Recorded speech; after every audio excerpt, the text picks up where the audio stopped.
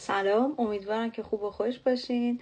امروز با یک موضوع خیلی مهم و یکی از دغدغه‌های شما با همکار عزیزم گلشید عزیز میخوایم در خصوص این دغدغه شما با شما صحبت بکنیم. من منتظرم که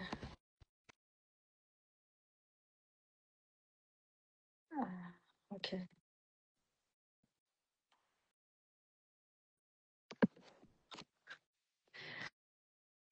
سلام. سلام دوستی، سلام خوبی؟ خوبی؟ وقتی بخیر مرسی عزیزم. ممنونم. قربونت باشی. خب، قربونت. یه سلام و درود به همه عزیزانی که با ما همراه هستن یا بعداً بازپخش این لایو رو خواهند دید. یکی از دغدغه‌های بزرگ دوستان وقتی که میخوان در موقع ادویه یا تبلیغات یا اون پستای ما رو میبینن، لایوهای ما رو میبینن و در خصوص بیزینس آنلاین میخوان بپرسن سوالاتی، وقتی که ما ازشون میخوایم که اسم و ایمیلشون رو به ما بدن، یه خورده در واقع احساس ترس دارم و اون رو در واقع به ما اون اسم ایمیلشون رو نمیدن یا همون بیشتر همون ایمیلشون منظورمونه. خب گوشه جان، میخوای شروع کن؟ اگه تجربه ای داری و نکته هست رو بگو اول عزیزم، یا اول یه گوش حتما. معرفی کن. آره حتما. اولا که سلام عرض می کنم فیروزه جان، مرسی که من به لایو امروز دعوت کردی. ممنون از توجه همه عزیزانی که این لایو رو میبینن همزمان یا بعداً بازپخشش رو میبینن. آره سوال خیلی مهمیه. اینکه مثلا وقتی ما میگیم که وارد دوره آزمایشی که بخواید بشین یا حتی مثلا اولش که وارد وبسایت ما بشین، اطلاعاتتون رو فقط اسم و آدرس ایمیلتون رو وارد بکنید. خیلی از افراد میگن که خب چرا آدرس ایمیل؟ حالا دوست دارن که همین جوری کل اطلاعات رو در مورد این بیزنس در اختیارشون قرار بدیم و دوست دارن که فقط یا از زبان ما بشنون و بعد اگه اوکی بودن حالا برای مراحل بعدی. ولی این چیزیه که در واقع خیلی برای در واقع راحته، در واقع نمیشه انقدر بخوایم سختش بکنیم، چون شما هر جایی که در واقع بخواید اطلاعات بعدی رو از طرف مقابل، حالا ممکنه اون فروشنده باشه، ممکنه مثلا دانشگاه باشه، محل کارتون باشه، شما همین اطلاعات اولیه رو در واقع یه فرم میذارن جلوتون و میگن این مشخصات رو پر بکنید و یکی از اون موارد هم آدرس ایمیلتونه که اون آدرس ایمیل رو وارد میکنید و اطمینان میکنید و چون که میخواین که در واقع با اون شخص در تماس باشید، باش در ارتباط باشید و اطلاعات برید وارد مراحل بعدی یا بعداً اگه خبری شد اون شخص بتونه با شما در تماس باشه. این میشه که از اون راههای تماس مثل تلفن، شماره در واقع موبایل و در واقع آدرس ایمیل، اینا همه راههای ارتباطی معمول و رایجی هستش که ما خیلی راحت میپذیریم، ولی هنوز همچنان عده‌ای هستن که به این موضوع شک دارن و میترسن که شیر کنن. دقیقا. ببینید در واقع اسم ایمیلمون رو وقتی میدیم یعنی که سیستم، چون ما همیشه میگیم که سیستم یه سری در واقع خود کمپانی دوست داره اطلاعات رو مستقیم از خودش دریافت کنه. یکی از در واقع استارت کار اینه که وقتی که ما از شما میخوایم اسم ایمیلتون رو وارد بکنید، چون به هر حال همونطور که گلشید گفت وقتی که حتی یه ورکشاپ ساده، یه خرید اینترنتی میخوای انجام بدید، ایمیل شما، یعنی برای ساخت اکانتتون ایمیل از شما میخواد.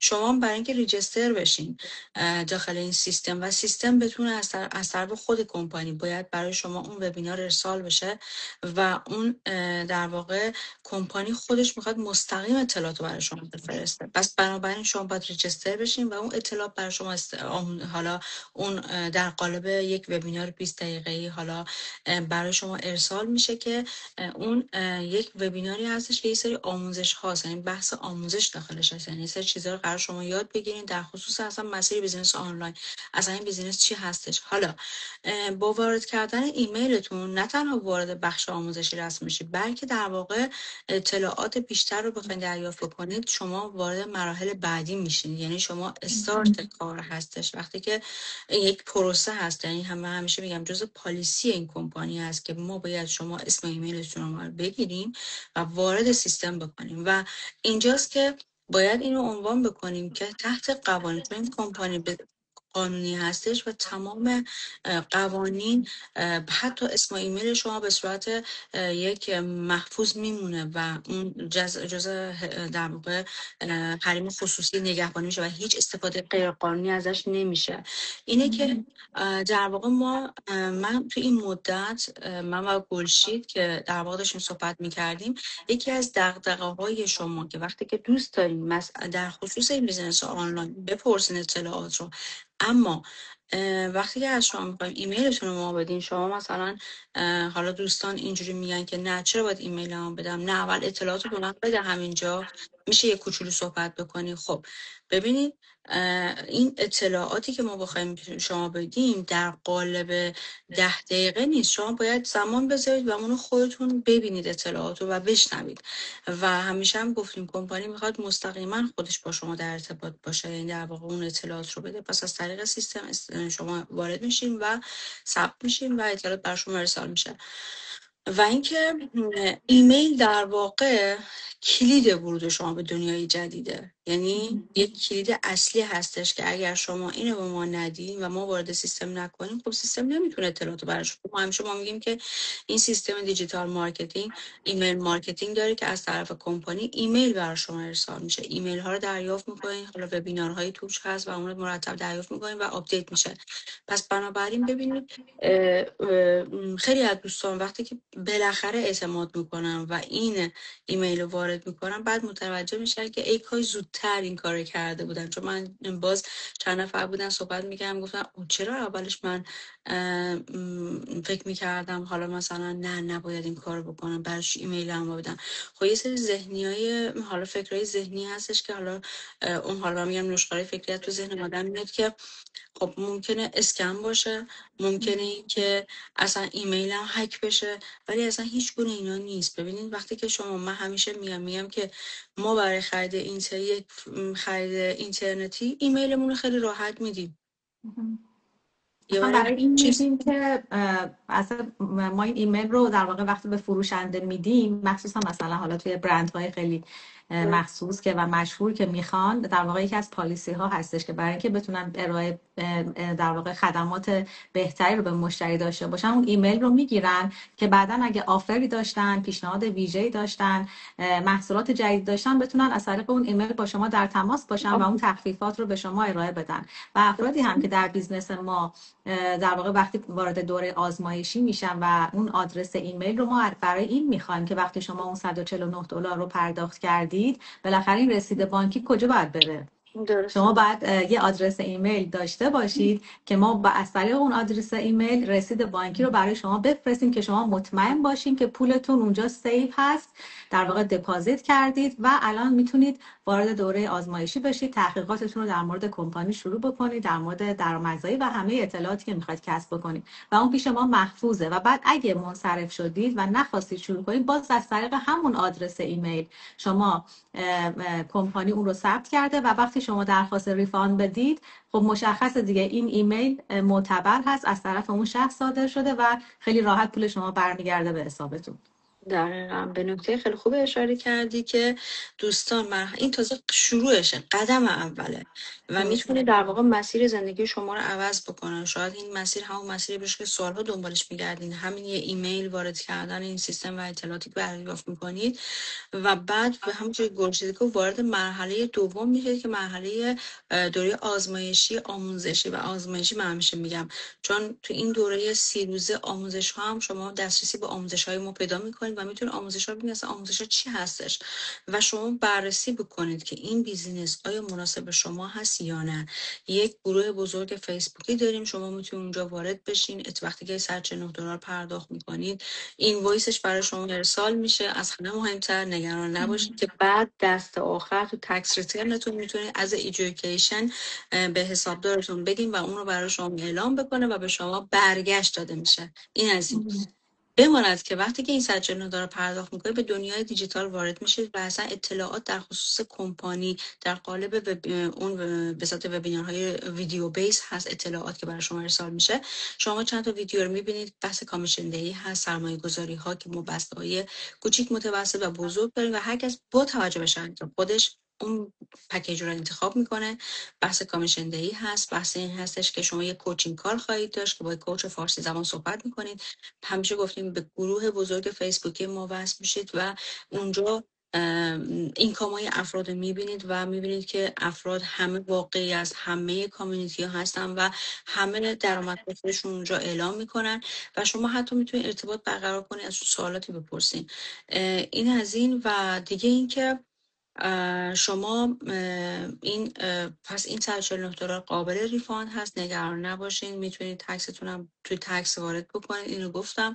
نکته خیلی مهم از دغدغه‌های و کاملا قانونی وقتی که شما این اینوایس دریافت میکنید در واقع و وارد کلا بیزینس آنلاین میشین، یه دونه برای شما فرم میاد که اونو باید دست آخر تحویل حسابدار بدین که حسابدار برای شما اینو توی تکسیسیونتون وارد بکنه که به عنوان یک بیزینس شما دارین و اینو به دولت اعلام بکنین. پس اینم از این. دیگه اگه نکته هست گرگید اضافه بکن. من فکر کنم که اطلاعاتمون رو در واقع چیزایی که قرار بود در مورد موضوع لایومون بگیم به دوستان کامل و جامع بود. هم شما خیلی کامل توضیح دادید و همین که فقط خواستم اضافه کنم که ببینید این چیزهایی که مثلا این بهونه هایی که چرا باید آدرس ایمیلمو شیر بکنم، اینا همه نشون میده که شخصی که این سوالو میپرسه هنوز باید خیلی زیاد روی ذهنیت مثبت خودش فکر بکنه. شما در مقابل موقعیت‌های مختلف در واقع شرایط مختلف خیلی راحت آدرس ایمیلتون رو در اختیار افراد قرار میدید. حتی اگه آدرس ایمیلی که حالا نمیخواید شیر بکنید، میتونید یه آدرس ایمیل برای خودتون بسازید. این که اصلا کاری نداره. انقدر الان دیگه همه چیز راحت شده که شما میتونید یه آدرس ایمیل مخصوص همین کار برای خودتون بسازید و از همون آدرس ایمیل برای رفتن به مراحل بعدی، دیدن در واقع همون دوره آزمایشی و ورود به دوره آزمایشی و همه اینا استفاده بکنید و پرداختاتون رو انجام بدید. و البته که اون آدرس ایمیل حتما باید معتبر باشه، در غیر این صورت خب توی سیستم ثبت نمیشه و به مشکل میخورید. فقط خواستم بگم که لطفا این ترس‌ها رو بذارید کنار. آدرس ایمیل دادن در خارج از کشور یه چیز خیلی راحت و ساده است و هیچکس نسبت بهش باگ نداره و خیلی راحت آدرس ایمیلشون رو به عنوان اطلاعات اولیه و مقدماتی در اختیار کمپانی ها و سازمان هایی که باشون مرتبط هستن قرار میدن. درسته، دقیقا. و اینکه به قول معروف دادن یک ایمیل دیگه نه برای خودتون سخت بکنید، نه برای دوستان و نه برای ما. اینکه چون من دیروزم با 2-3 نفر از دوستان وقتی که اطلاعات از من خواستن، من گفتم که ایمیلتون رو باید وارد کنید، یه خورده در واقع کنار کشیدن. گفتن خب مرسی ممنون، فعلا نه نمیخوام. گفتم خب پس شما میتونید پیج من رو دنبال بکنید، اطلاعات بیشتر اونجا دریافت بکنید. خب چنانچه دوست داشته باشید این بیزینس آنلاین بررسی بکنید. یک، اول به خودتون اعتماد داشته باشید، بعد به سیستم و بعد به ما. شما دنیای دیجیتاله، باید از یه جای شروع بکنید. همونجور که خریدای اینترنتی انجام میگیره و همین سم داره میره، کلاس ها و همه کارها از تو خونه داره انجام میشه، همه دنیا دیجیتالی داره میشه. پس نگران یک ایمیل دادن نباشین.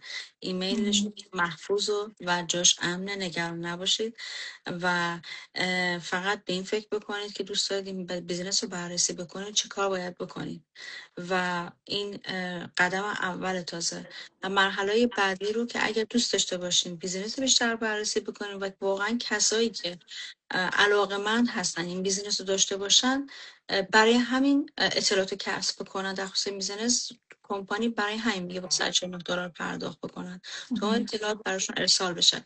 پس بنابراین اگر دوست داشته باشین این مسیر رو داشته باشین و اطلاعات بیشتر کسب بکنین، کافیه فقط به من یا خورشید عزیز پیام بدین و یا توی بایوهای ما اگر پیج ما باشه، با قسمت بایو اون وبسایت ما هست، ثبت نام بکنید تا اطلاعات رو دریافت بکنید. اگر دوست داشته باشید در قالب وبینار فارسی یک 20 دقیقه هم برای شما ارسال میکنیم، پس نگران نباشید. فقط به رویاهای خودتون فکر بکنید و به یک زندگی بهتر. همه ما مهاجر هستیم، به امید هوای تازه تر اومدیم. چه بسا این شاید این مسیری باشه که سالها دنبالش بودید و من هم همین فکر رو میکردم، سالها دنبالش بودم و بعد رسیدم که نه واقعا همینه، باید زودتر ازش شروع میکردم. باشید اگه نکته اضافه آره کنم. حتما. خواستم اینو اضافه کنم برای یه نکته، برای یه تذکر به کسانی که هنوز هم توی شیر کردن آدرس ایمیلشون تردید دارن و ترس دارن، میخوام بگم که شما یه سری فرصت‌های ویژه رو از خودتون دریغ میکنید، چون کمپانی ما آفر ویژه اکتبرش رو تمدید کرده و دوستانی که شروع بکنن با ما میتونن از همون ابتدای بیزنس در واقع راه 100 ساله رو یه شبه طی کنن و به درآمد 4 برابر برسن، چیزی که فوق‌العاده است و برای اولین باری که توی این کمپانی داره اتفاق میفته و به خاطر اینکه انقدر متقاضیان زیاد بودن که تصمیم گرفتن که تا پایان نوامبر هم این پیشنهاد رو نگه دارن، تمدیدش بکنن و من از دوستان میخوام که لطفاً به خاطر یه آدرس ایمیل این فرصت‌های فوق‌العاده رو از خودتون نگیرید.